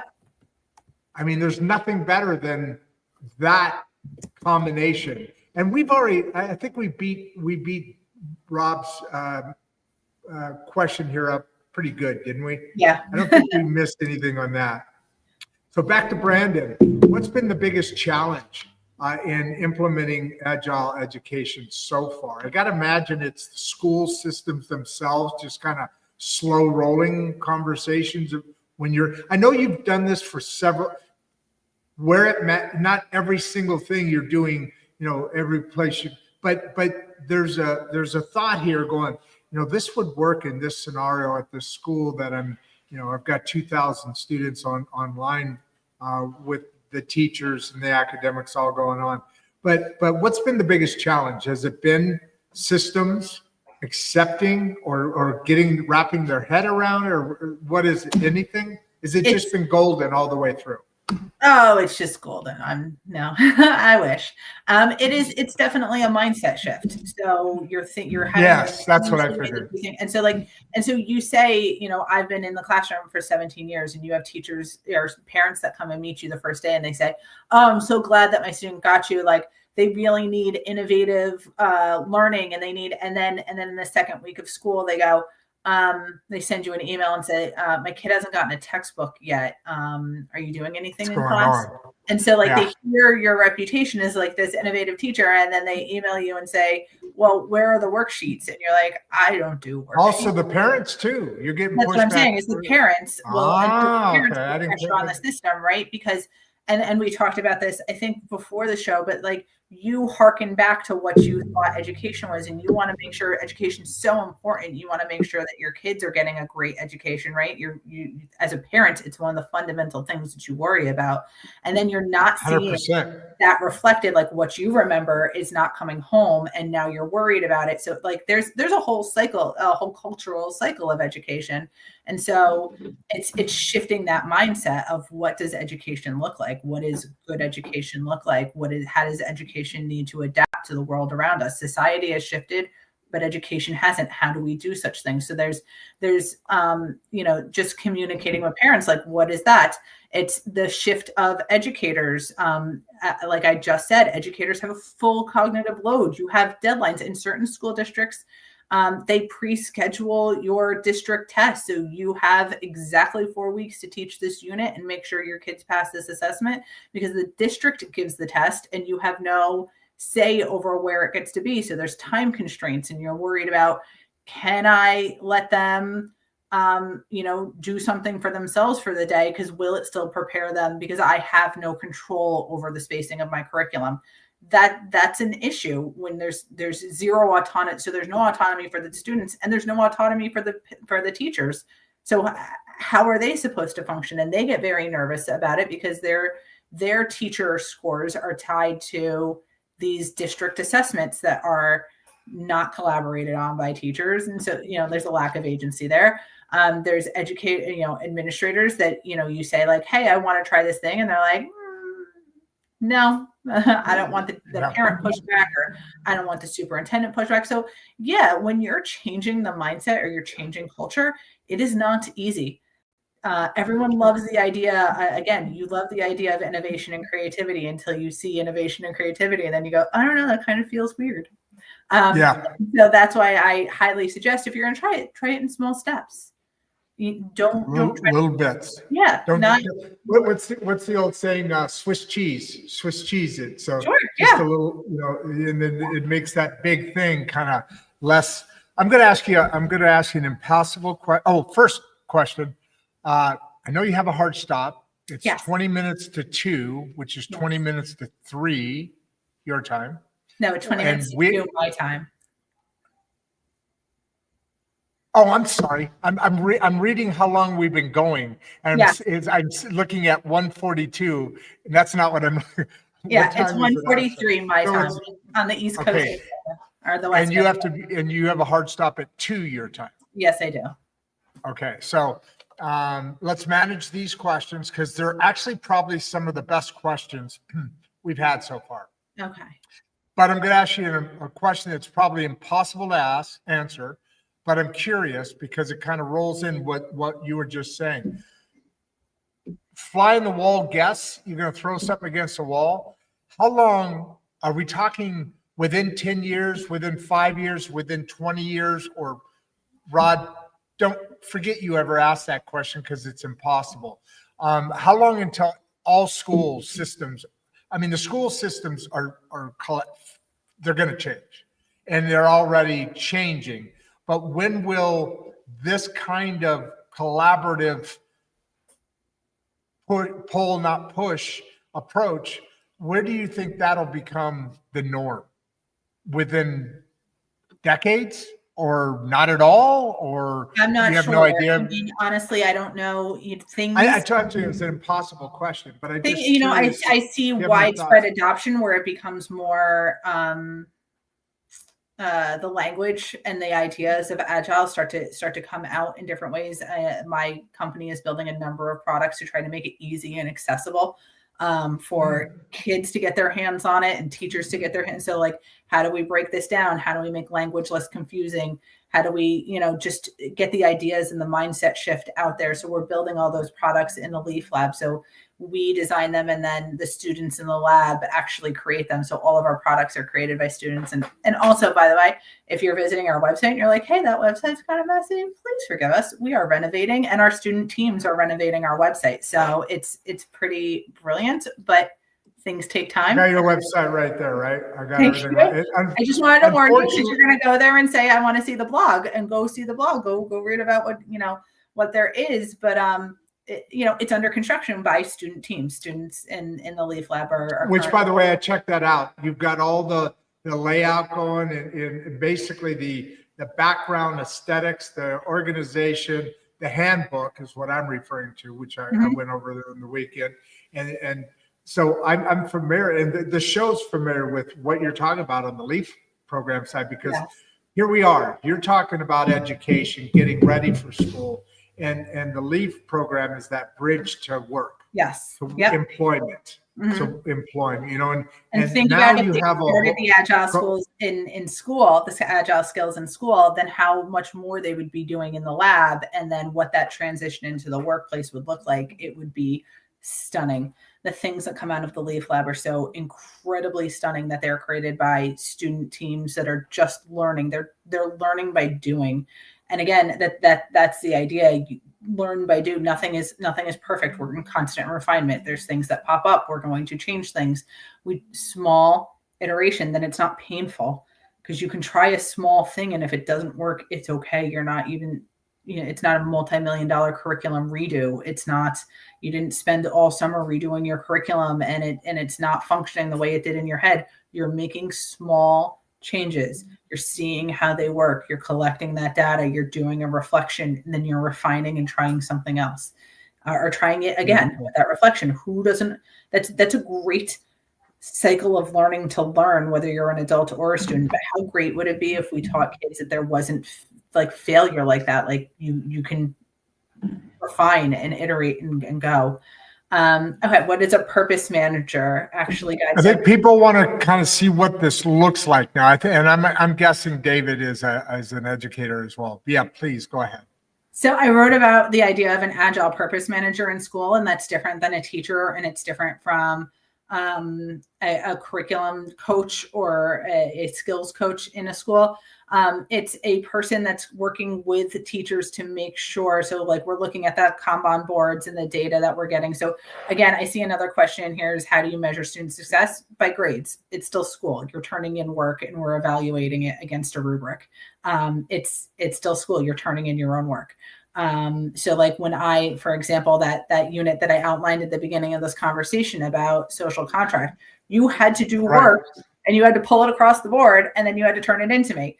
The nice part about being a teacher in an Agile system is that there's student checks across there. So students, there's criteria in the doing box that student in my classroom, I made it that students cannot turn in their work to me until it passed the team inspection. So the kids had to look at each other's work and then pass the work to me so they could refine it together as a group. So you as a teacher are getting really done products, and you're not worrying about the kid that just wrote out their essay on the back of the other kid's back in the hallway and then is turning it into you, and it's a mess. And then the team is yelling because they don't want to get a D because that kid didn't do his work. No. It has to pass team refinement to get to the teacher. So you're really getting an end product. They are getting grades. They get grades. It is still school. So again, this is plus the kids are actually educating each other. Yes. Because it has to get through the other people in the group. It's a quality so that means they're in work before it hits. Sorry, go ahead. Say that again. It's a quality check of work before it hits the boss. So before that essay lands on your paper, or that sheet of paper, or that worksheet, or whatever it is that you do in your class gets to you, the other kids in that group need to look at it and say, does this meet the ideals of what our group agreed upon? And if it does not, then it teaches kids how to give that feedback too, and say like, not say like, oh, Johnny, this is so bad. But you go like, hey, this doesn't meet the standards of the group. Can you please go refine it and do X, Y, and Z, and then we can turn it into Cavallaro so she can grade it. You're finding ways to deliver that kind of information without being, because this is your team member. So you're communicating how to improve things. Like, these are confrontation skills, like how to effectively communicate when you disagree with something. These are not things that we are teaching in schools, and it is evident that you see that in society, because we're not 100%. teaching you how to talk to each other when you have minor disagreements. So that was a question. Purpose manager, again, sorry to go back to the last one, I'm just trying to talk fast, is a person that's working with the teachers to help them in their iterative cycles. So they're doing things and they say, I tried this. Does it matter the size of the group? I mean, does it vary all over the place depending on, I mean, is it 5? Is it no more than 20? I mean, does it matter? I mean, it depends on so I would say once you get to college setting, I don't know how large your projects can be, but when you're in like middle school, I never let my groups past 5. And that was even so like 4, 3, because you want everyone to be able to do the work. You don't want the social networks of the group to interfere with the learning, and you want to make sure that everyone's getting a voice, because you're still teaching individual students. So when I sit down with a group, I need to be able to have a conversation with the group and not just yell into the abyss, or else I would still be doing push-based learning. So it's about that personalization as well. And that's part of the role of the product manager. Is I go to Mr. Smith's classroom and I go to Mr. Jones' classroom, and Mr. Smith's classroom is flying and they're doing great and they're just pulling work through this project, and Mr. Jones' classroom is not. And so how can I meet with Mr. Jones and say, like, what are you seeing? What are your kids doing? Okay, well, let's try a change. Like, let's make a little change. Let's see what it shows. Let's see how we can do this. So you're individualizing that learning in those classrooms. And also you're looking at your individual class groups. So let's say you have a group that's really just not getting it. The purpose manager can come in. Or let's say you have a group that is asking questions that are going deeper. The purpose manager, because teachers already do so much, a purpose manager comes in and says, let's refine and individualize and help you do that. You said purpose at what you're saying, purpose manager, but you also said product manager. Is that the same thing, or is there different? Sorry, it's a purpose manager. Okay. I apologize. It is the project manager, because I've heard that term also. Is that totally something different, or is that another name for the same thing?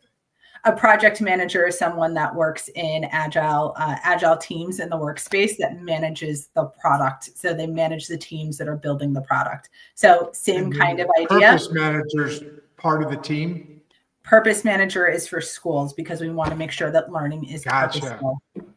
Glad I asked that, because that's basically a good structure right there. Yeah. You want to hit on, let's see, where are we at? We're getting really close, I think. We got about 5 minutes. I can't see, I'm blind. Jeffrey, what does tech, and this is one we're going to do a whole show on maybe someday, because you and I talked about how much you use AI. I know a lot of AI, but Jeffrey is asking here, how does technology play in the pole learning? And I believe in one aspect, there's a lot of ability to work with numbers and look at patterns, and and then automating certain things. You AI and automation are really different. My son names it like this: if you want to bounce something off something, you do AI. If you want something exactly the same and perfect in every way, because AI can get a little brain fart sometimes, but I can get a little psychotic. But how do you answer that question for Jeffrey? It's whatever role you want it to play. It's personalized. So you can do better question. What do you use it for? What do you use? I have online Kanban systems, which I love to use in my role as the chief academic officer, and I have used in the classroom. It helps show you metrics. So like you can discuss data with students. So like there are like PLC teams where you discuss your data, you pull your kids in a traditional school and say, look at your test scores and how do you think you can improve and things like this. You can use your Kanban boards to say like, hey, this card sat in this lane for a really long time. Can you tell me what was going on there? Or you were really flying through cards for like what was going on? Like, was it really easy? Do you need different work? So you can use the data inside of, I use Kanban Zone. I think it's a fantastic platform, and it gives incredible amounts of data. I said that, depending on the projects that you're building, you're going to use different levels of technology. I started taping myself, giving instructions. So I will make a screen like this of myself going over a rubric and explaining exactly what I want, and then go over the project. What's a rubric? A rubric is a way to grade students. It's a chart that helps students see what the criteria is and how the teacher's going to grade them at the end. So I will give all that explicit instruction in videos, and I will park it in their Kanban board and their backlog so they can access it at any time. So if it's like, how students are, they're like awake at 3 a.m., but they're asleep at 10 a.m. So if you're asleep in my class, like you're feeling kind of drowsy and you didn't hear it when I gave the instructions, but you're awake at 3 a.m. and you want to go watch those instructions, now you have them. They're a resource for you. So, and that again, it's skill building, because before you get to my desk, you need to come prepared with a question, because I have given you all of this information in videos. So you can't say to me, I don't understand the project. I'm going to say, well, which part of the project don't you understand? Mm-hmm. Did you watch the video? Did you read the thing? Did you, so like I use technology a lot, just able to affect more pull.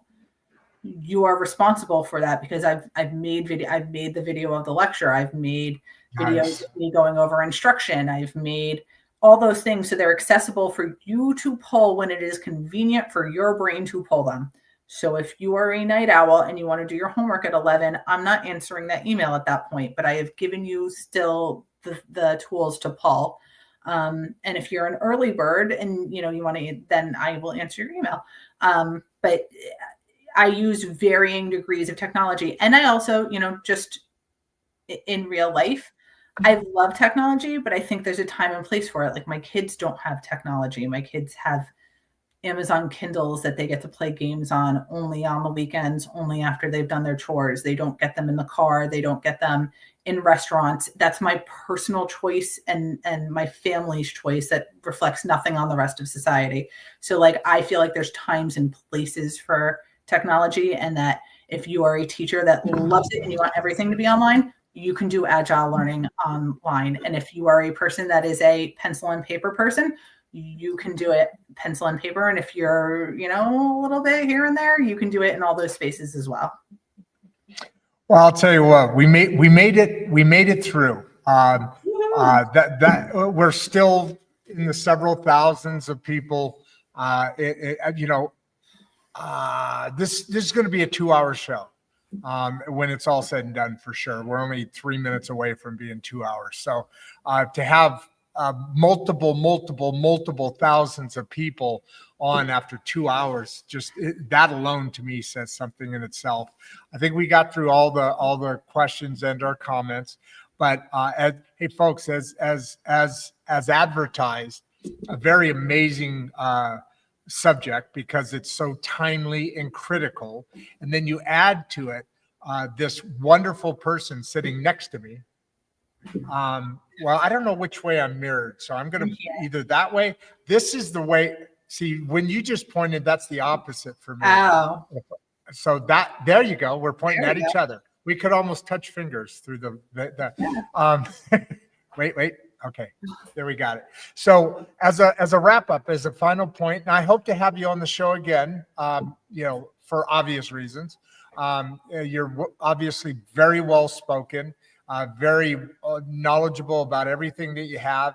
And we're both on a mission that at the end of the day is similar. And at the end of the day accomplishes the same results as I'm learning how to develop what sat up here, and now I've got to get my Kanban out and start actually working it through. Maybe you can work with me on on becoming Absolutely. a better educator in that. So as a wrap up, I mean, I know you've got another thing coming up, another program or project, but as a comment, as a wrap up, and then we'll give you a big wave goodbye, and we'll chat. We've got each other's numbers and all Yeah, that. absolutely. Yeah. Why don't you wrap it up? And you've got, damn, you had over 8,000 people on today, my girl. Literally. So what, you've got a fan base, you've got a following. What do you and by the way, I better be at 10,000 subscribers at the end. I'm not looking at it right now, but I better be at the subscribe, please. And be sure and think of the Mangum City Library while you're at it, where we've got a number of sponsors that are coming on board, and we'll talk about all that in the newsletter. Maybe you, Jesse, and I are going to collaborate on some of the things in the newsletter aspect. But what's your final? What do you want to leave this fan base of yours with? Come say hi to me on LinkedIn if you would like. Come see the website. Know that it's under construction. We're working on improving the flow of it, but it is in the L-EAF Lab being worked on by student teams. Come check it out now, and then check it out in a couple weeks and see what is being accomplished in the L-EAF Lab. If you found anything interesting, would like more information, just like to say hi or push back on ideas, please email me at jessica@the-agile-mind.com. It is right there. And please, I just enjoy the conversation. I just love sharing ideas. What's your LinkedIn handle? I didn't know about that. No, it's Jessica Cavallaro. It's your name. Just my name. Yeah. All right. There's 2 L's in there.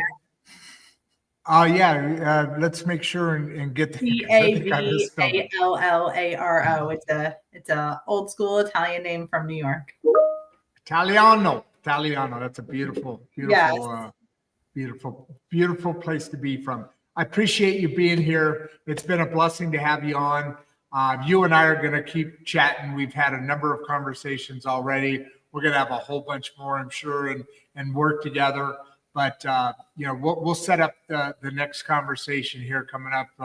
When that is, we'll have time to talk about it. We'll put it on our boards and get that project dialed in. And for now, thank you for being here, and I appreciate you being such a positive person, a positive aspect for everybody on the show today to go out in their lives with.